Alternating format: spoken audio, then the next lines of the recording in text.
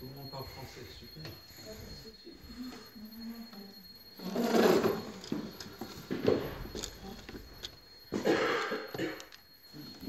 On comprend le français?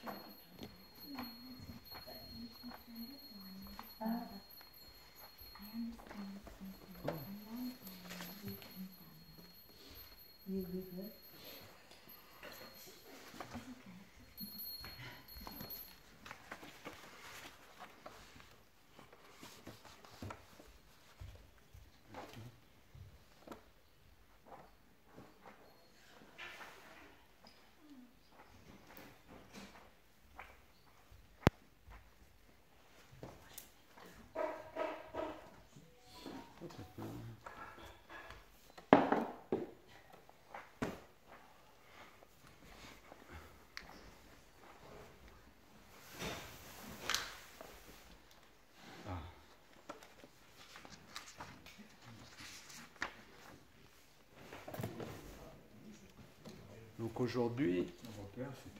Parlez fort. Ah, tu veux lire autre chose?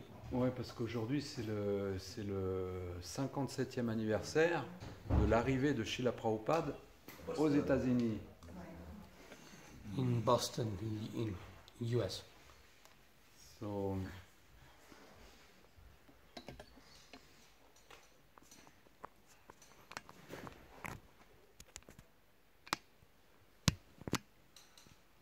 donc nous lisons le Prabhupada Lilamrita, le voyage aux États-Unis.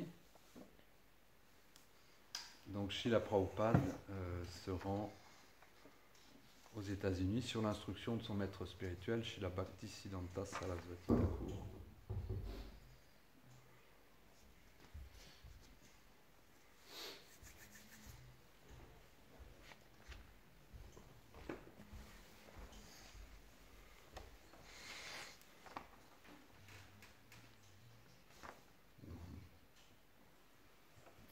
Donc Srila Prabhupada est venu sur un bateau qui s'appelle le Jaladuta, qui est un bateau régulier de transport, qui faisait des voyages réguliers Inde-États-Unis, de la compagnie Cynthia Steam Navigation Company. Il n'y avait qu'une seule cabine de passagers, donc il n'y avait pas de passagers du tout. Pendant le voyage de Calcutta à New York, en août et septembre 1965, la cabine était occupée par Sri Abhay Charanarvindam Bhaktivedanta Swami, dont l'âge était inscrit comme étant 69 ans. Et il était monté sur le bateau en tant que complimentary ticket with food. C'était un ticket complimentary, offert gracieusement, nourriture comprise. Donc le Jalaluta était sous la direction du capitaine Arun Pandya, dont la femme était à bord aussi, et il est parti le 13 août, un vendredi 13 août, à 9h du matin. Dans son journal, Srila Prabhupada a écrit « La cabine est confortable. Merci pour le Seigneur Krishna d'avoir inspiré Sumati Morarji pour tous ces arrangements merveilleux. Je suis à peu près confortable. » Mais le 14e jour, dans son journal, il écrit mal de mer, j'ai des vertiges, je vomis, baie du Bengale, des pluies très fortes et plus de malaise. Le 19e jour, quand le bateau arrivait à Colombo, à Sri Lanka, Prabhupada a pu avoir un petit peu de soulagement de son mal de mer. Le capitaine l'a amené sur l'île et ils ont voyagé sur Colombo en voiture.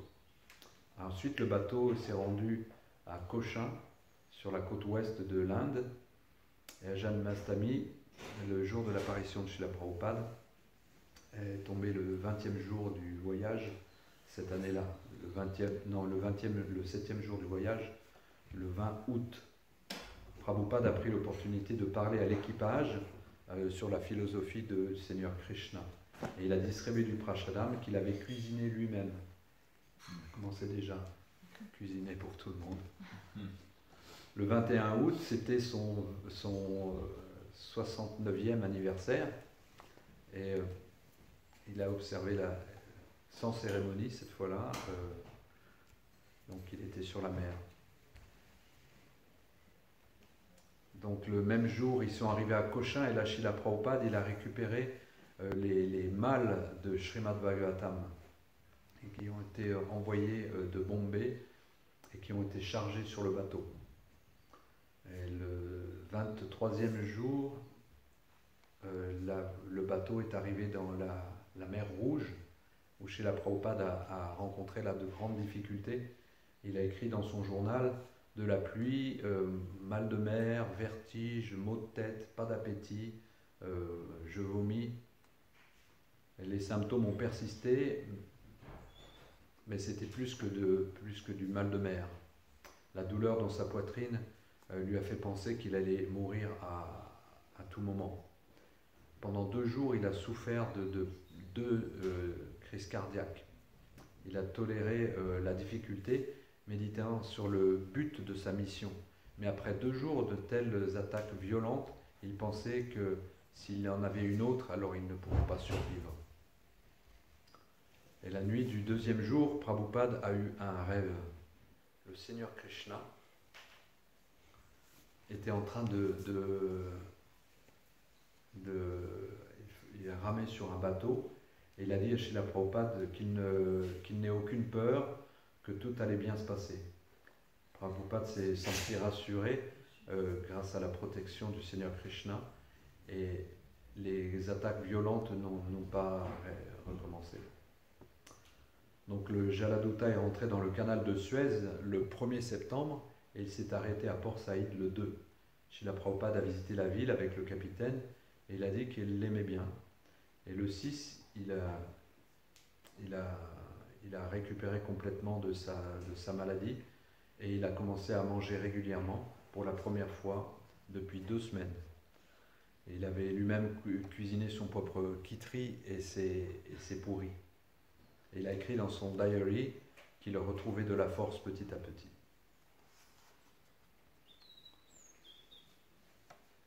Donc pendant le voyage, Srila Prabhupada, il lisait le Chaitanya Charitamrita et il pensait à l'instruction de son maître spirituel qui lui disait d'aller prêcher en langue anglaise.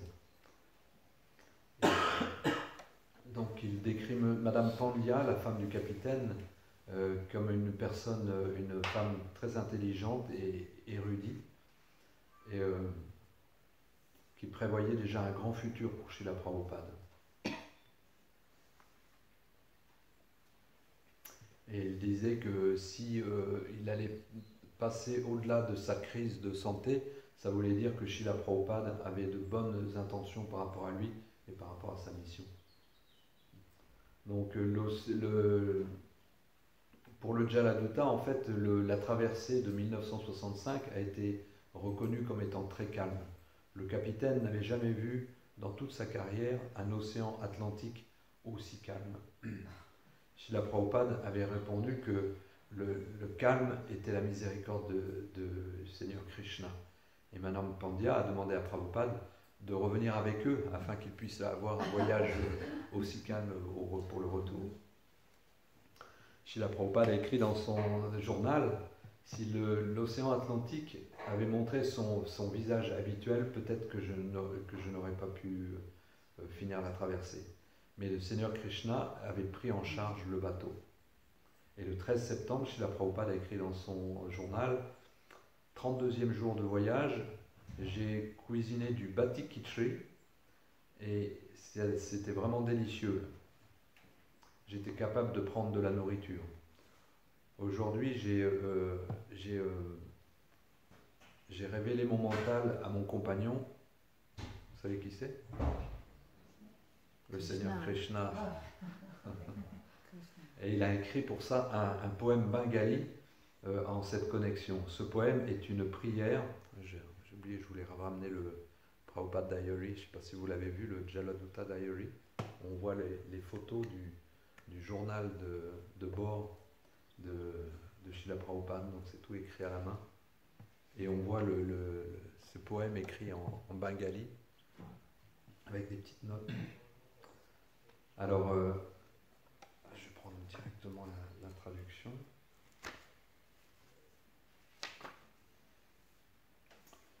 Je vous le dis, ô frères, et avec insistance, vous n'obtiendrez du Seigneur suprême Shri Krishna qu'il fasse votre bonheur que lorsque vous serez attirés les faveurs de Srimati Radharani.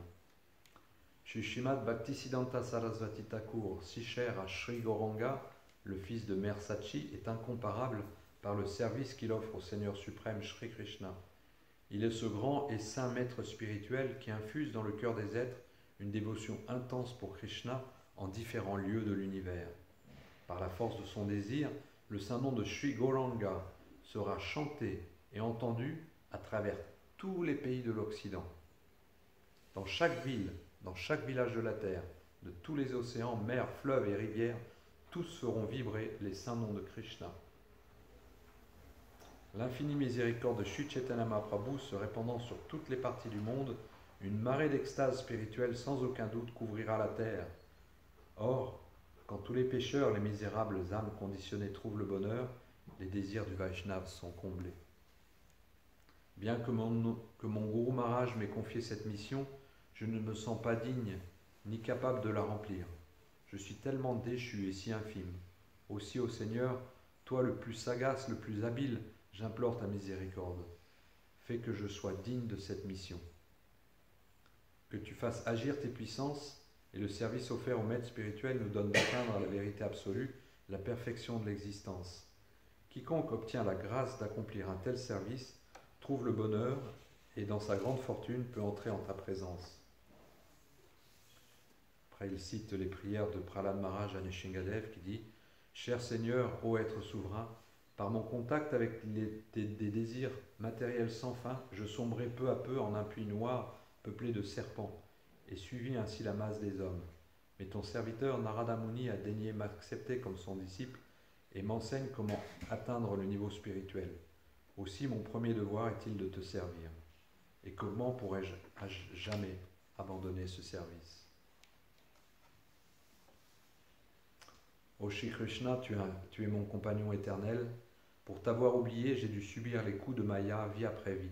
Si aujourd'hui s'offre à moi l'occasion de te rencontrer à nouveau, je pourrai alors te rejoindre. Cher ami, en nouveau en ta compagnie, je connaîtrai une joie immense. Dès l'aube, j'errerai par champs et pâturages, courant et folâtrant dans nos nombreuses forêts de Vraj, je roulerai au sol sous l'extase spirituelle. À quand me sera donné ce jour? Aujourd'hui, ce souvenir de toi me parvient de belle manière. Dans mon ardent désir de toi, je t'appelle. Je suis ton serviteur éternel et naturellement aspire avec force à me trouver en ta compagnie. Ô Shri Krishna, il n'y a d'autre voie de succès par toi.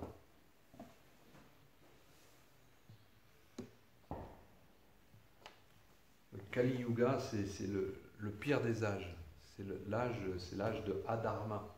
C'est l'âge où il y a plus de spiritualité, plus du tout de bonne qualité.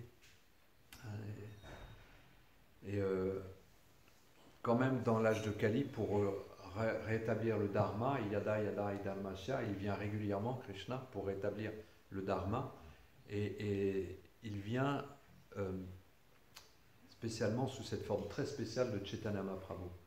Parce qu'il donne plus que ce qu'ont donné toutes les autres yugas avatars. Il a donné plus que la libération. Il donne de reconnaître, de rentrer, retrouver la compagnie, comme Srila Prabhupada le mentionne là, de Krishna et d'avoir un service personnel avec Krishna à Goloka Vrindavan. C'est ce qu'il apporte dans cet âge de Kali. C'est très très spécial. Donc Chaitanya Mahaprabhu est venu pour cette mission il y a 500 ans. 500, combien maintenant? 23 plus 14, ça fait 47, 547 ans. Donc ça fait que Chaitanya Mahaprabhu, et quand il est venu, il a fait une prédiction. Pritiviche Yache Nagaradigram. Il a dit que dans chaque ville et dans chaque village, et là chez la Prabhupada, il le dit, il le voyez. Hein. Il dit, dans chaque ville et chaque village, ton saint nom sera chanté. Donc il avait 7 fois ferme, imaginez, 40 roupies en poche. Il n'allait même pas pouvoir les utiliser aux États-Unis, parce que tu essaies de payer en roupies, il ne te donne rien du tout. 40 roupies en poche, et puis la foi en son maître spirituel. Juste la foi en le maître spirituel. On dit Mukam Karoti Vachalam peut nous permettre à un Kudja de franchir les montagnes, à une personne maître de composer des poésies magnifiques. Donc, Srila Prabhupada écrivait des poésies magnifiques parce qu'il avait cette sensation d'avoir Krishna à son côté tout le temps. Krishna l'a protégé d'une mort évidente sur le bateau. Hein, le cœur était vraiment faible. Il avait 69 ans. Quel âge vous avez? Quel âge nous avons? Hein, on se rend compte à 69 ans quelle énergie débordante il faut avoir pour amener la conscience de Krishna dans un endroit où il n'y a pas du tout de conscience de Krishna. Il ne savait même pas ce qu'il allait pouvoir manger. Il a entendu parler que c'était un endroit où on mangeait tout et n'importe quoi, surtout n'importe quoi d'ailleurs. Et il m'a dit, peut-être je trouverai des pommes de terre et je mangerai des patates. Et quand même il est venu. Une autre chose à imaginer aussi, s'il n'était pas venu, où est-ce qu'on serait aujourd'hui? S'il n'était pas venu, quelle serait notre vie? Quelle serait notre compréhension de la vie? Quel serait notre espoir de pouvoir un jour retourner au monde spirituel ou même ne serait-ce qu'avoir la libération des souffrances matérielles? Nada, comme on dit. Impossible. C'est impossible. Il n'y a pas d'autre moyen, Et il nous le dit, Kaler Doshanide Rajam Asti Ekoma Guna Yagye Sankirtan Praye Yajanti Sumedasa. Dans cet océan de fautes qu'est l'âge de Kali, il n'y a qu'une seule bonne qualité, c'est le fait de chanter les saints noms qui permet vraiment d'obtenir le plus haut des bienfaits. Non seulement la libération des souffrances matérielles, mais aussi Krishna Prema, l'amour de Krishna, absorbé dans les sentiments des serviteurs intimes. Gopa, Gopi, chacun son. Donc, et Srila Prabhupada a continué, et puis il arrivait dans cet endroit. Donc c'était le 35e jour du voyage, le 17 septembre 1965, le Jaladuta a atteint le Commonwealth Pier à Boston. Le bateau s'est arrêté brièvement à Boston avant de continuer vers New York, et c'est là que Srila Prabhupada est descendu. Srila Prabhupada, il avait obtenu un visa pour les États-Unis de 1 mois, 30 jours, l'autorisation 30 jours. Il avait pris le bateau, il avait voyagé pendant 35 jours pour avoir un droit de 30 jours.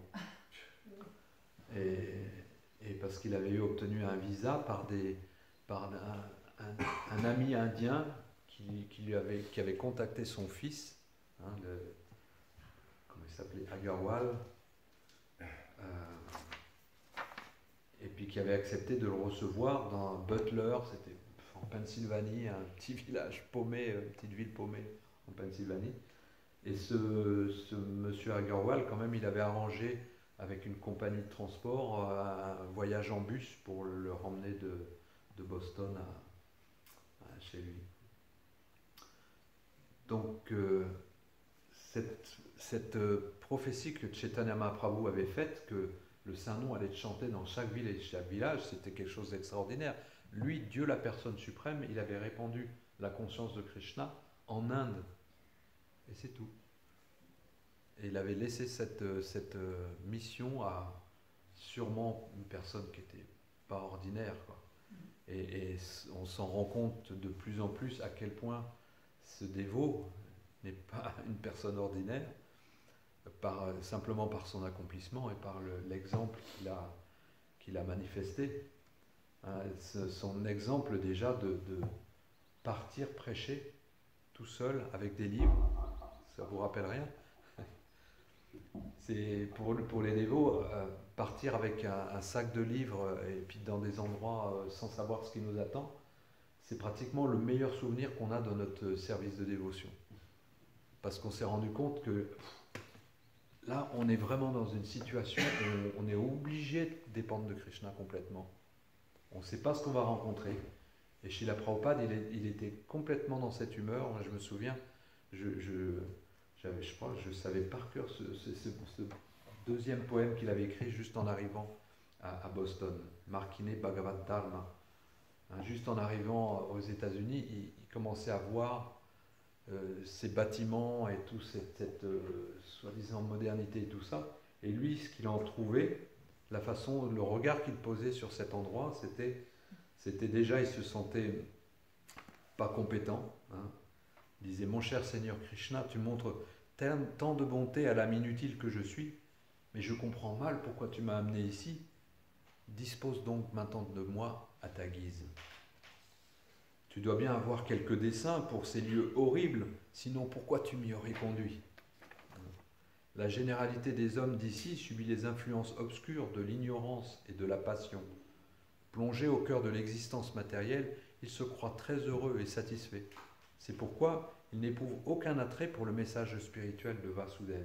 Et j'ignore comment ils ne pourront jamais le comprendre. On peut voir comment les gens sont vraiment pris dans les gunas et comment arriver à sortir de ce conditionnement, comment avoir un attrait pour le message spirituel de Vasudeva, c'est inconcevable. Mais Chaitanya Mahaprabhu, il avait sûrement fait des arrangements. Il avait préparé une armée de singes, comme on dit des fois, pour accompagner la mission du Seigneur Ramachandra. Hein, c'était des singes, on sait pourquoi, hein, ça peut être comparé pour des... Mais il les a engagés d'une manière ou d'une autre. Et puis ceux qui étaient les plus fortunés sont devenus des éléphants blancs, qu'il a ramenés en Inde. Il les a amenés, il a montré l'exemple aux Indiens qui étaient les héritiers de cette culture Vaishnava, du message de Krishna, la Bhagavad Gita. Ils avaient ça apparemment. Mais il a amené ces éléphants blancs pour leur montrer, regardez, tout le monde peut devenir conscient de Krishna et s'absorber vraiment beaucoup plus dans la conscience de Krishna que vous ne le faites même alors que vous avez tout, vous avez les livres, vous avez tout ce qu'il vous faut, mais qu'est-ce que vous faites de votre héritage, de la culture védique? Et il nous a engagés comme ça et pour nous, ça a été notre chance. Maintenant, notre chance, c'est de voir que des gens qui ont une culture beaucoup plus avancée que celle qu'on avait, commence à être vraiment touché et commence à prendre cette mission à cœur. Et on voit comment, ce que Srila Prabhupada voyait, hein, que dans chaque ville et dans chaque village, les saints noms allaient être chantés, que les temples allaient fleurir. On voit maintenant, c'est pratiquement la congrégation indienne qui aide à ce que les temples fleurissent et tout ça, et puisse donner encore la chance à beaucoup plus de gens de prendre le message à cœur. Ensuite, Srila Prabhupada, il dit « Mais je sais que ta miséricorde immotivable rend toute chose impossible, car en toi se trouve la plus grande habileté spirituelle. » Donc il fait vraiment confiance à Krishna, que c'est Krishna à travers son serviteur qui fait qu'il y a un résultat à notre prédication. Donc c'est un bon état d'esprit à développer, à cultiver en soi. Comment pourront-ils goûter les douceurs du service de dévotion? Ô Seigneur, je t'en prie seulement de m'accorder ta grâce afin que je puisse les convaincre d'accepter ton message. Tous ces êtres sont tombés sous le joug de l'énergie illusoire, cela par ta volonté. De même, par ta volonté, si tu le désires, ils peuvent être arrachés aux griffes de l'illusion. Tout repose sur la volonté de Krishna. Donc si ils ont choisi, si on fait ce mauvais choix à un moment, mais que toi tu choisis de les libérer, c'est rien pour toi, c'est rien. C'est une seconde, un lavamatra, un 11e de seconde. Alors je souhaite que tu les délivres, car seulement par l'effet du désir que tu as de les arracher à leur piètre condition, seront-ils en mesure de saisir ton message. Les mots du Srimad Bhagavatam sont à manifestation propre, et si un être raisonnable les entend de façon répétée et d'une oreille soumise, il pourra certes percer ton message. Et là, Sri Prabhupada cite les versets du 2e chapitre du premier chant du Srimad Bhagavatam, qui sont des versets très intéressants à apprendre, même à connaître. Shri Krishna, le Seigneur suprême, qui se tient dans le cœur de chaque être sous la forme du Paramatma et veille au bien de son loyal dévot, purifie de tout désir matériel le cœur où s'est développé un vif désir d'entendre son message, lequel abonde en vertu lorsqu'il est transmis et reçu comme il convient. Par l'écoute suivie du Srimad Bhagavatam, comme par le service assidu offert aux purs dévots du Seigneur, tout ce qui trouble le cœur du Bhakta devient pratiquement néant. Tout ce qui trouble le cœur du Bhakta, par l'écoute du Srimad Bhagavatam et par le service assidu aux purs dévots du Seigneur, donc tout ce qui trouble le cœur du Bhakta devient pratiquement néant. Donc c'est la médecine, écouter le Srimad Bhagavatam et servir le maître spirituel. Aussitôt quand le cœur s'établit fermement le service de dévotion, les influences de la passion et de l'ignorance, comme la concupiscence et l'avidité, s'y effacent. Le bhakta se fixe alors dans la vertu et trouve le parfait bonheur. Ainsi établi dans la vertu, l'être vivifié par la pratique du service de dévotion parvient à la libération, brise tout lien avec la matière et accède alors d'une manière tangible à la science du Seigneur suprême. Le nœud du cœur est alors tranché et tous les doutes réduits à néant. Et quand l'être perçoit que l'âme domine dans le corps, les chaînes du karma également se brisent. Fantastique, hein?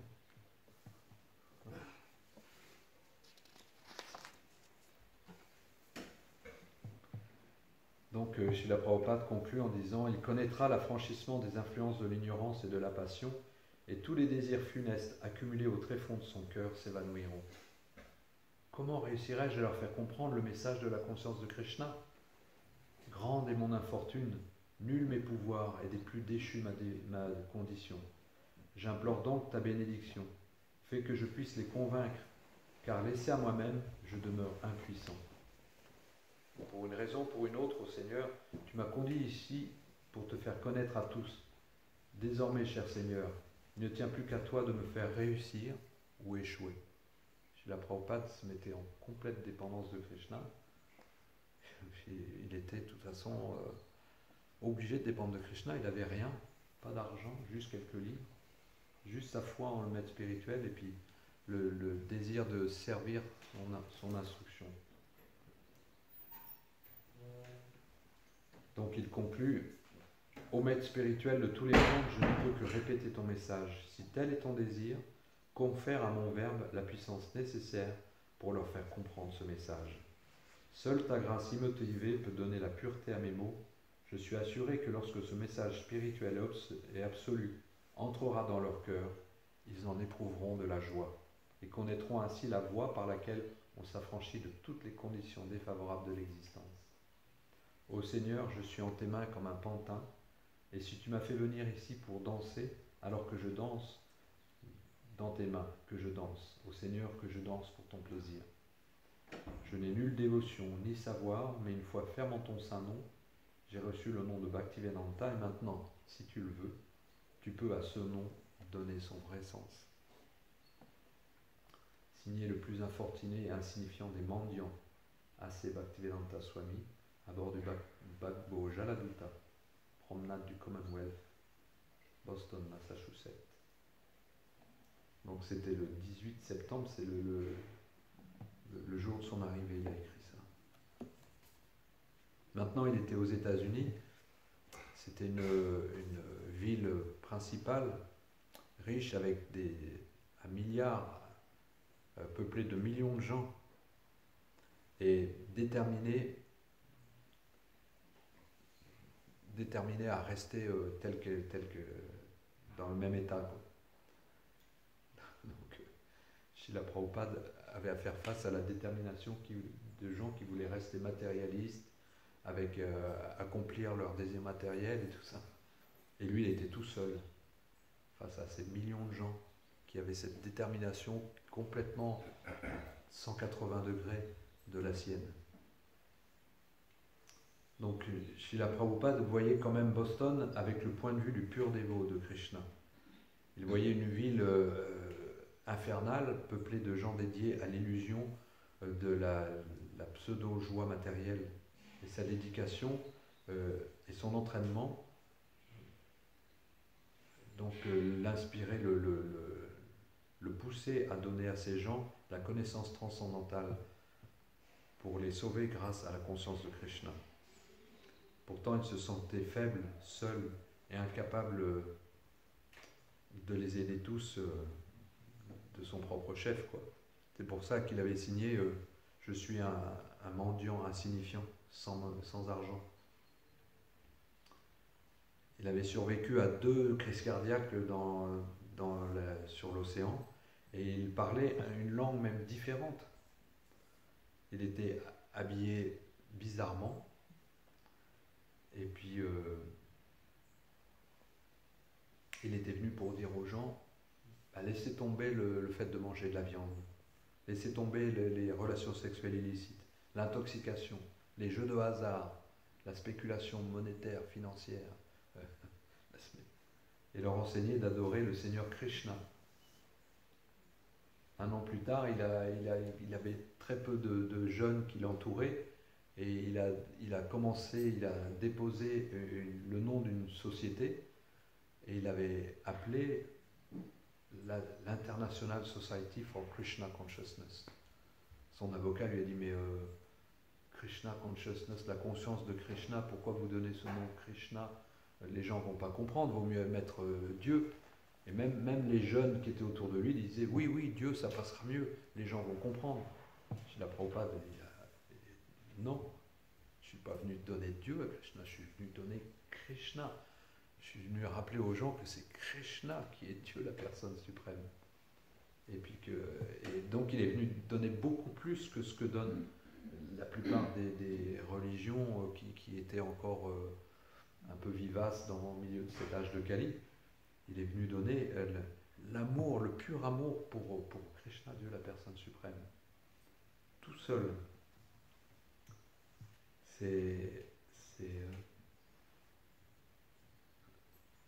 Chez les dévots, ça doit réveiller un sentiment vraiment de gratitude infinie, de reconnaissance et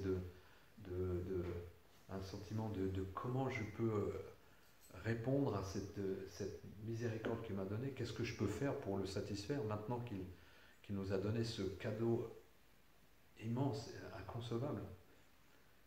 Comment on peut faire pour réciproquer? Ça doit être notre question. On voit comme lui, c'était sa méditation toute sa vie. Hein, le premier volume du Prabhupada Lilamrita s'appelait A Lifetime in Preparation, une vie de préparation. Srila Prabhupada avait passé son temps à méditer, à préparer cette mission d'aller répandre la conscience de Krishna en langue anglaise. Juste ça, il avait fait tous les plans dans sa tête, comment je vais faire, comment ça va se passer, comment je vais y arriver, et comment je vais le donner à ces gens. Ils ont tellement loin de la conscience de Krishna, mais il a continué avec détermination.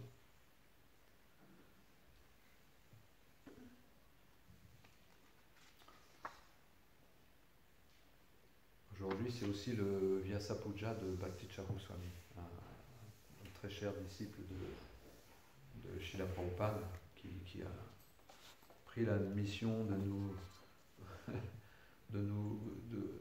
nous éduquer à devenir des dévots exemplaires. Il a éduqué beaucoup Vaishnavachara au début de sa mission, dans les années 80-90. Il a insisté beaucoup sur ça, parce que c'est de cette armée de singes, il faut qu'on devienne des éléphants blancs qui ont envie de prêcher, montrer l'exemple, mais après il faut qu'on devienne aussi des ambassadeurs correct et puis représentatif de Srila Prabhupada, hein, c'est-à-dire des gens qui se comportent comme des Vaishnavas. C'est notre mission de réciproquer avec la miséricorde de Srila Prabhupada, c'est de devenir vraiment des exemples de ce que ça peut être un dévot. Alors, mettre un tilak, ça rappelle aux gens qu'on est des dévots, etc. Ça nous oblige, nous aussi, à nous comporter un petit peu plus convenablement. Mais c'est important d'étudier dans les livres, Sanatana Goswami, hein, le Hari Bhakta Vilas, le Nectar de la dévotion de Rupa Goswami. Il y a des tas de principes à faire, des tas d'attitudes à éviter. On dit ça des offenses, c'est un grand truc, mais c'est surtout des manières d'agir qui ne sont pas correctes. Et dès qu'on adopte les manières adaptées, Vaishnavachar, tout de suite on voit la différence. Quand on regarde ces personnes qui se déplacent et qui ont cette grâce d'être des ambassadeurs du monde spirituel, c'est fascinant. On les voit marcher avec grâce, avec émerveillement sur comment Krishna se manifeste dans le monde, dans l'appréciation du service de chaque personne, dans l'appréciation que les personnes chantent, que les personnes honorent le Bhagavad Prasadam, que les personnes parlent des divertissements de Krishna, parlent des enseignements de la Bhagavad Gita, hein, sont toujours dans l'appréciation. Ça, c'est magnifique de voir une personne comme ça. Et c'est la façon dont on peut, nous, avec nos médiocres tentatives de marcher dans les traces de ces grands Vaishnavas, c'est de cette façon-là qu'on peut réciproquer avec la miséricorde de Srila Prabhupada. Il est venu, il a pris cet engagement, il a pris ces risques énormes. Hein, il est arrivé aux États-Unis il y a 57 ans. Hein, et en 11 ans déjà, il avait établi 108 temples dans le monde, il avait 10 000 disciples qu'il avait initiés. Et en 57 ans, c'est des millions de gens qui chantent le Mahamantra Hare Krishna. Il y a des millions de livres qui sont déposés comme des bombes à retardement pour faire des tas de disciples et des tas de disciples. On entend des histoires et des histoires après histoires de gens qui joignent simplement parce qu'ils sont tombés sur un de ces livres dans la bibliothèque de leurs parents ou de leurs grands-parents ou dans une bouquinerie ou des fois sur une poubelle ou sur un banc, un journal Back to Godhead et le journal a fait son miracle. Un mot, une tenue reportée, un livre de Srila Prabhupada, ça change la vie de milliers de gens. Ça a changé notre vie à nous. Qu'est-ce que nous serions devenus si Srila Prabhupada n'était pas venu? Où est-ce que nous en serions?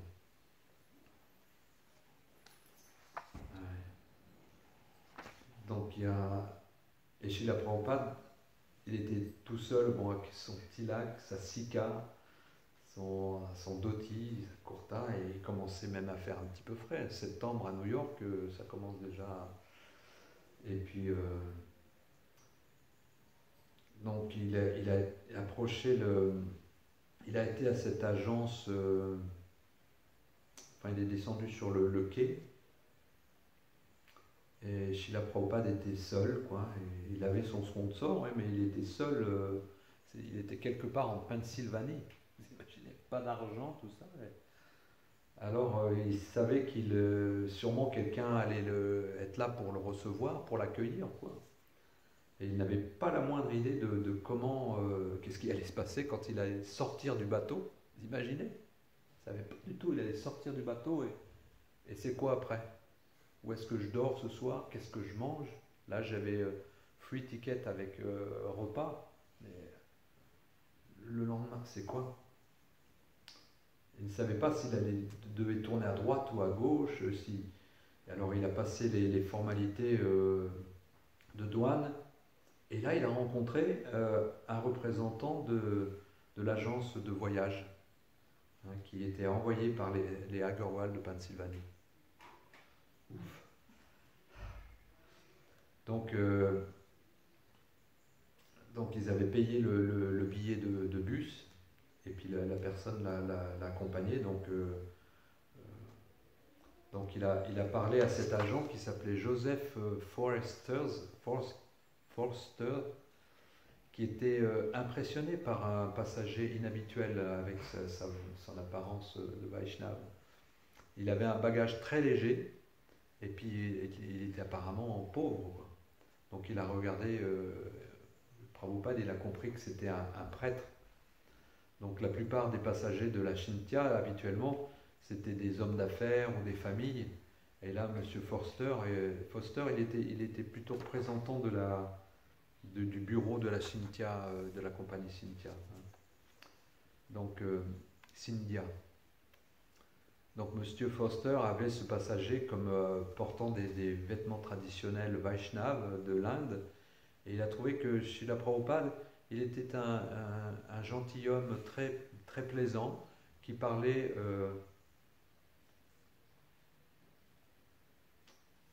qui remerciait pour la bonne accommodation qu'il avait eue sur le bateau, pour le bon traitement qu'il avait reçu à bord du Jaladuta.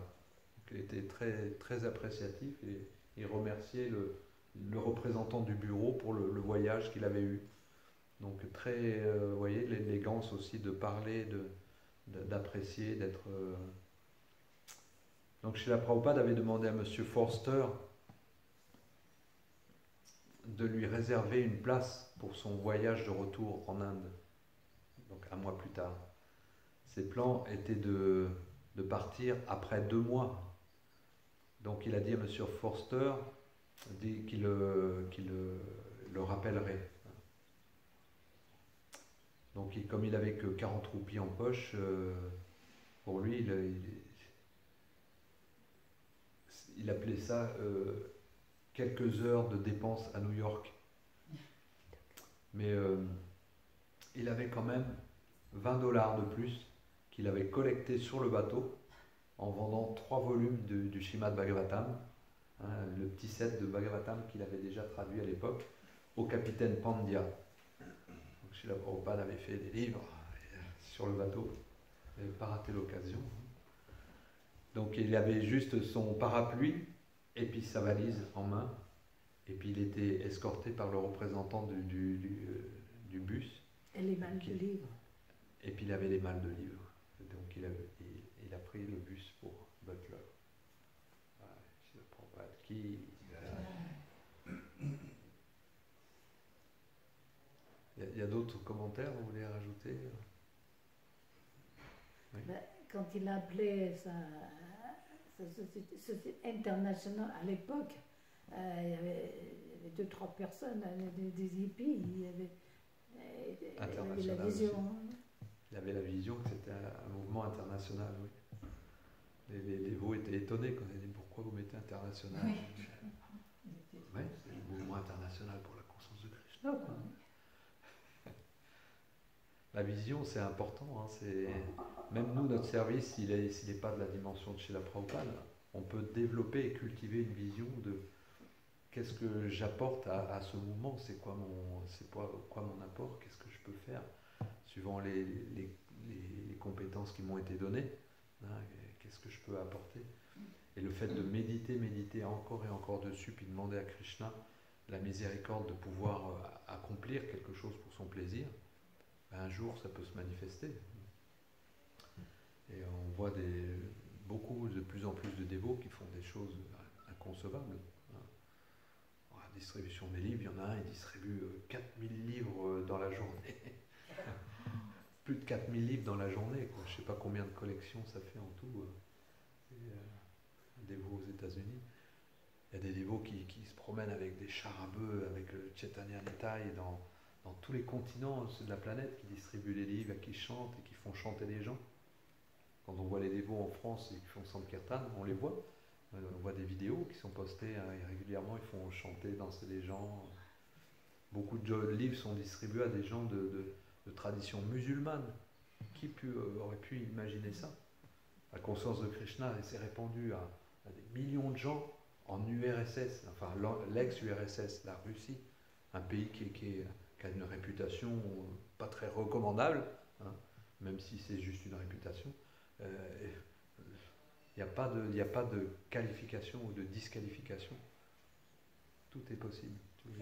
Justement, hier j'écoutais le rapport de Bhaktivedanta Swami sur l'histoire des dévots en Russie.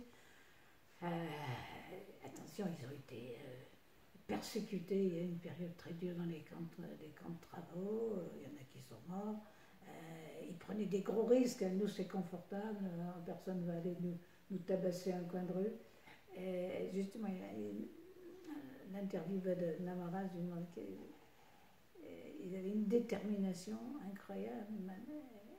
Des fois, quand c'est trop confortable, on peut la perdre. Mais, et puis, les Russes, ils ont un côté mystique.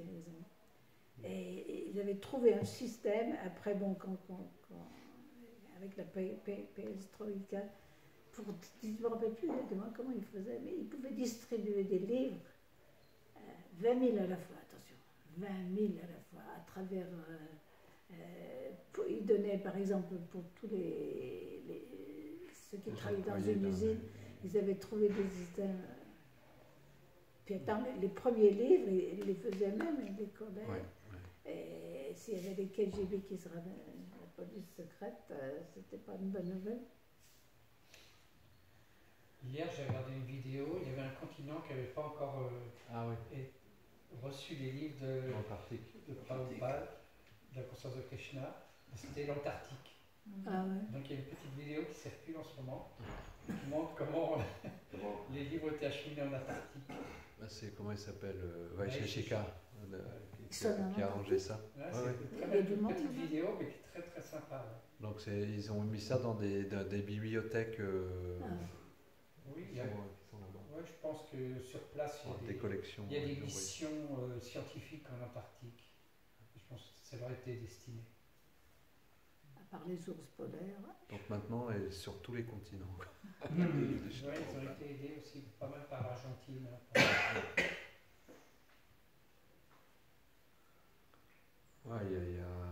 Et après, il y a des grandes choses qui se font. Il y a des fois, dans des grandes adversités, il y a des temples qui ont été détruits au bulldozer. Il y a eu des tas de choses qui ont été faites. En Afrique, dans la prédication en Afrique, il y a des dévotes qui ont quitté leur corps d'avoir été l'audace de porter quelque chose de nouveau. Quoi. Mais en même temps, il n'y a pas de petit service, quoi, parce que c'est l'attitude qu'on a dans le geste qu'on fait pour Krishna qui est importante. Et continuer simplement à le faire jour après jour, le plus possible, ça doit être notre méditation constante.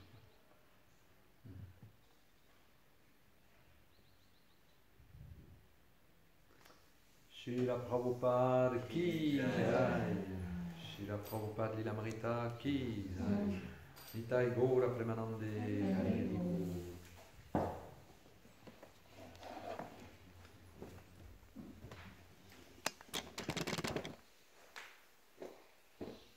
Je vais faire